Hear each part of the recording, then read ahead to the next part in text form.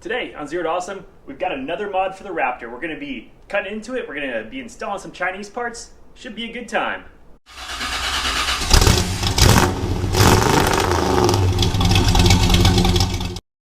But today, our mod actually starts over here on the 4Runner. So this is our 2014 Toyota 4Runner. It's my wife's daily driver, and we've never done a video on it. We actually did all the work to this before we started the YouTube thing. We've got like a little half bumper, a winch, goby rack, some lights, 3-inch lifts, some tires. If y'all want to see a more in-depth review, let us know, but we're going to take a step inside real quick. So this 4Runner came with the Toyota Entune system. It was a little 4.5-inch screen infotainment system, you know, GPS navigation, which is GPS, Bluetooth, whatever. And it worked well most of the time, but when it was bad, it was really bad. Like, you'd be rocking out to Call Me Maybe, and all of a sudden it'd start restarting, and it wouldn't stop. And other times, Bluetooth would just start skipping, and then going really fast, and then skipping, and it was just not the best. So at some point, we replaced it with this unit right here. So this is an Android head unit, and it'll do all the stuff your OEM head unit will typically do. You can do Bluetooth, radio, GPS, that sort of stuff, but it's basically just a tablet in your dash. So it'll do other things like a tablet would do. You can hotspot it to your phone, get internet on it. It's got the Google Play Store, so any app you can get through Google Play, you can get on your tablet. You have the internet, YouTube, Amazon Music, and things like CarPlay. That's actually one of the things I noticed about this is I typically use CarPlay on the Raptor because it came with it, and CarPlay on this is a lot crisper. It's got a better screen. I think it actually runs faster on this. And so that got me started thinking maybe I should upgrade the Raptor's radio. But then also, one thing this will do is you can play apps like Prime Video. And then one day on a long drive, we discovered that whenever Baby Awesome is in the back, just like this, he can see the screen and we can play Prime Video, Netflix, whatever, and keep him entertained for hours at a time. That way he doesn't do things like this. Oh, look at that beautiful countryside. And so at that point, we decided the Raptor needs one too. And so today we're going to be replacing the radio in the Raptor with this inside-out box, which I thought was really strange. Why is it cardboard on the outside and all the pictures are on the inside? But anyway, this is a Phoenix Automotive Android head unit, just like the one we just saw, except this one is much bigger. It's like basically an iPad right in your dash. And so, actually, let's go hop in the Raptor for a second. So our radio is going to go something like that. So the screen obviously gets replaced. The buttons up here, they get relocated to the top of this unit. These right here all go away. CD player goes away. Sad day, right? Except I never use it. Air conditioning controls, they all go down in the bottom right here. And then we also have this today. This is a USB extension thingamabob. It's can't really see it right there, but you plug your USB thing into it just like the sync plugs right down here, and we're gonna put it, I think, somewhere down in there, assuming it'll fit. So that's the cutting we're gonna be doing today to cut that apart and install our USB thing with Jig. And so one of the reasons I chose the Phoenix system today, there's a couple other ones out there, is because this actually retains the stock Ford Sync system and it just routes it through the tablet in case you want to use it still. And the reason that is important is because you have things like this Ford app right here that lets you start your vehicle from really anywhere you have cell service. And if you don't keep the sync system, you can't use this anymore. And I use this a lot in Texas to cool down my car. So that is important to me. So we're going to be installing this guy today. So there are some pretty good videos out there about how to take your dash apart and how to install these. So I'm not going to go into too many details. I actually watched a video from a guy named, I think, Gary Tibbett. It's a really detailed step-by-step video. I got bored about half the way through it. So today I have half the knowledge we need to do this. So I'm just going to do what we always do here at Zero to Awesome and wing the rest of it. So wish me luck. Maybe we'll do an abbreviated how to install this. Let's see.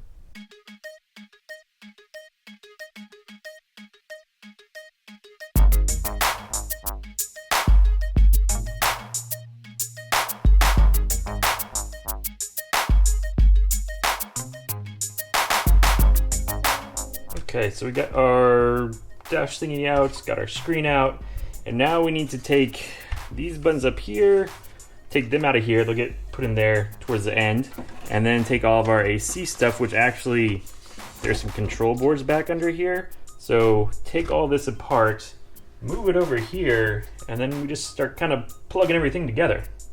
So let's do that.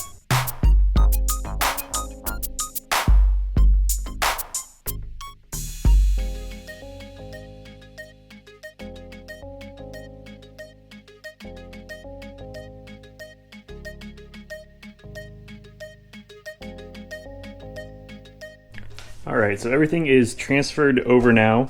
We got our climate control buttons and all that good stuff in there. The sync unit is mounted up on here. Next up, we have a whole bunch of cables that go in the truck, and supposedly they're all pinned differently and you can't really mix and match and get things in the wrong place, so that's good. But let's take a trip over to the truck first before we start plugging all that stuff in.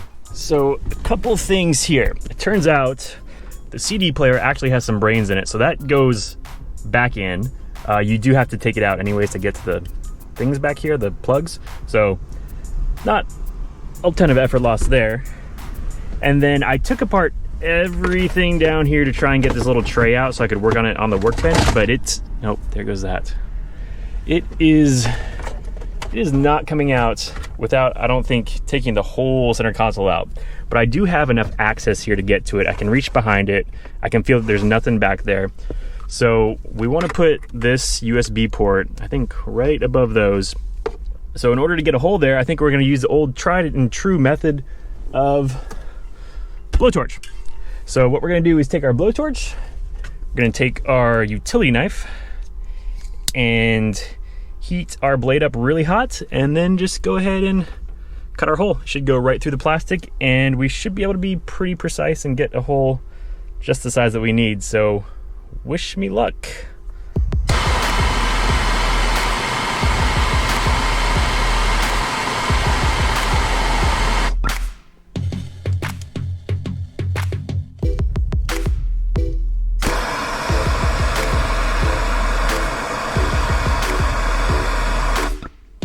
That's right, just blowtorch in the Raptor.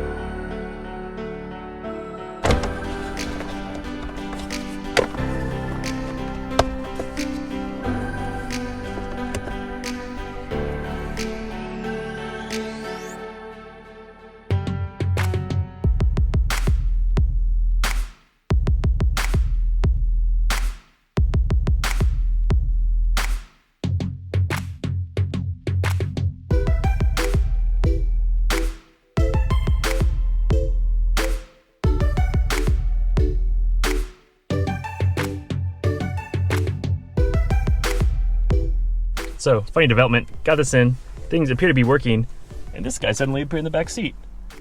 Do you want to watch cartoons or something? Cartoons? Yeah. Yeah, so everything is wired up, things appear to be functioning. There was one port on the back of the sync unit that I don't know, I feel like it had a wire in it, and now there's not a wire, but I don't know, maybe that doesn't matter. The last thing to do on this is put your buttons back in the top here. And on the F-150 dash thing, they're slotted in certain ways, so only certain buttons can go in certain spots. But with this unit, you can put them wherever you want. So I'm gonna kind of change the way these are done now. So I use the backup camera, or the 360 camera a lot. That one's gonna go there. Traction control, hill descent, I suppose can go next. And then, oh yeah, happy. And then I never use the auto off anymore because our Cobb tuning took care of that. So this one goes last. So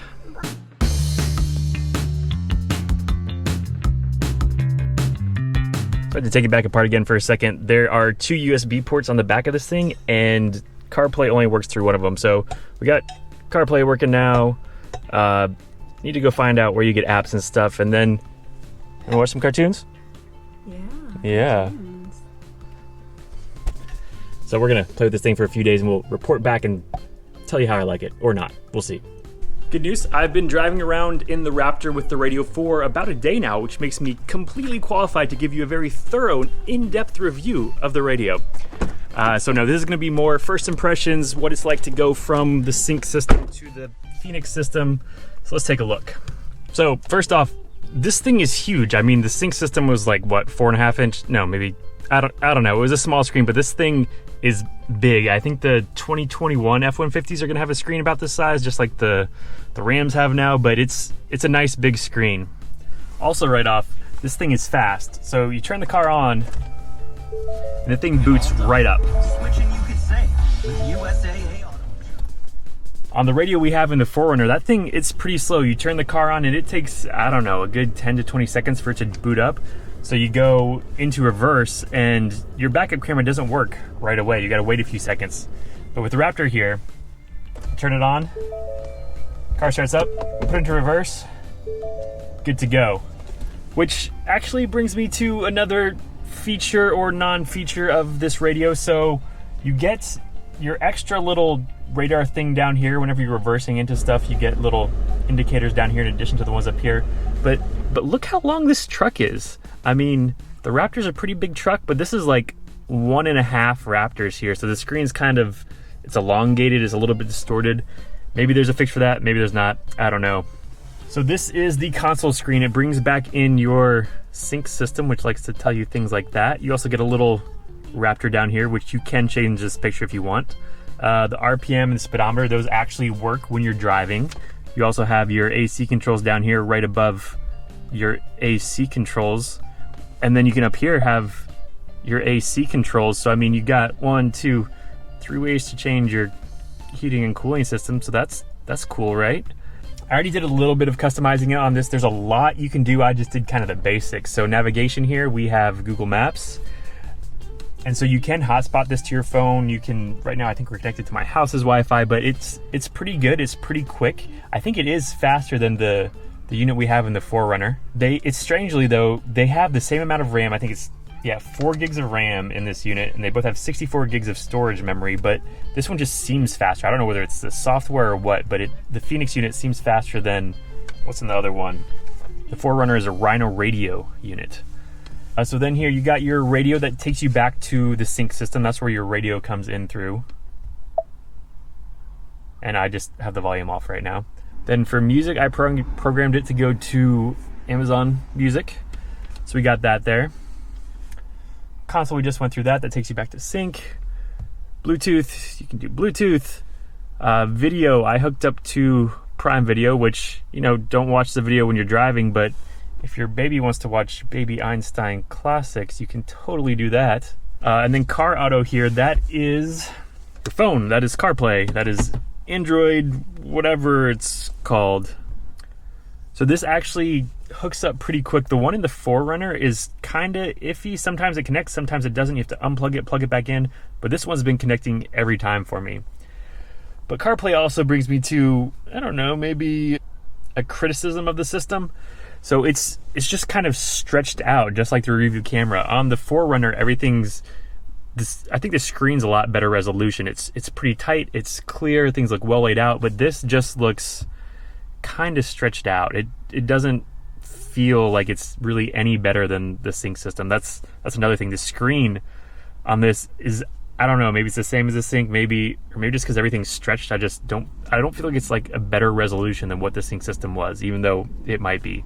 On the 4Runner, you can tell it's a lot better resolution than what was in there before. But CarPlay works, you got all that good stuff in there.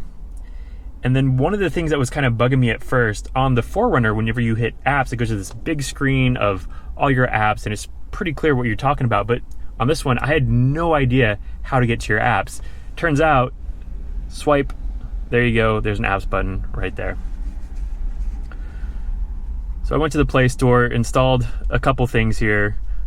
You can get more. I think there's another app that will do kind of more what the 4Runner does. It will display all your apps in a big open screen. Forget the name of it. I read about it a little while ago. I'll have to go look that up, and I'll probably do that pretty soon here. But yeah, so you got your your internet here. You can go, you know, anywhere you want. Like, let's go to, wow, look what came up. It's all these amazing videos on this amazing channel. But anyway, the sound quality is great. I would play something for you, but everything appears to be copyrighted these days. I can't really tell any difference between the sync system and whatever this is putting out. I guess actually it goes through the sync system, but it sounds just like it did before. There's an equalizer somewhere. I'm not sure exactly. You can probably mess with it more if you want to. The remote start still works both with your keys and through the Ford app. All the seat heaters and coolers or whatever turn on just like they should. The wheel controls, those all work just like they should. Volume up, volume down, next, all that good stuff. The only thing that I don't like is whenever you press the voice button, please say a command. It goes to the Phoenix Audio's own voice assistant. It used to, whenever I had CarPlay plugged in, it would go to Siri. So I need to find out a way to get Siri back to this button. There's probably a way to program it. I just need to figure it out. I didn't get that. I didn't get that either. I didn't get that. I didn't get that. AM, FM, No, USB. stop. I didn't get that. Sirius or travel. Oh my. Another thing I like about this is it's not buggy. So the one on the 4Runner, you have to mess with it occasionally. It does get a little bit buggy, like I was mentioning, like unplugging, plugging things back in sometimes. But so far, this one has been great. One thing I am missing so far is the volume knob. So I am pretty used to just reaching over here, changing the volume. You do still have the volume on the wheel here. You've got your volume button over here that's virtual and you can use. That'll probably just take a little bit of getting used to, but it's something I'm missing right off the bat. And the USB port that we put in, this thing is working great. It looks good. I know people were probably a little worried when I started blowtorching a razor blade knife, but you can't see anything that looks like it's not factory there. I think it came out pretty well. There is a guy out there, Russian guy named Sergey, who you can find him on Facebook. You search Sergey Tesla Radio Facebook, and he'll come up, and he sells a custom firmware or skin to go over this. So it's $100. This radio was already $700, so I don't know if I'm going to go ahead and do that or not. People say it looks a lot better, allows for more customization. I think I'm just going to keep messing with this for a while, see how I like it. So would I install it again if I had the choice? I think so far the answer is yes. It looks good. It's functioning as it should so far. We'll see if it holds up or not. If y'all are interested in a long-term review of this, leave a comment below. Let me know. We can do a review in 6 months, a year, whenever. So until then, don't forget about those like and subscribe buttons. And until next time, I'm just going to rock out to my favorite song here.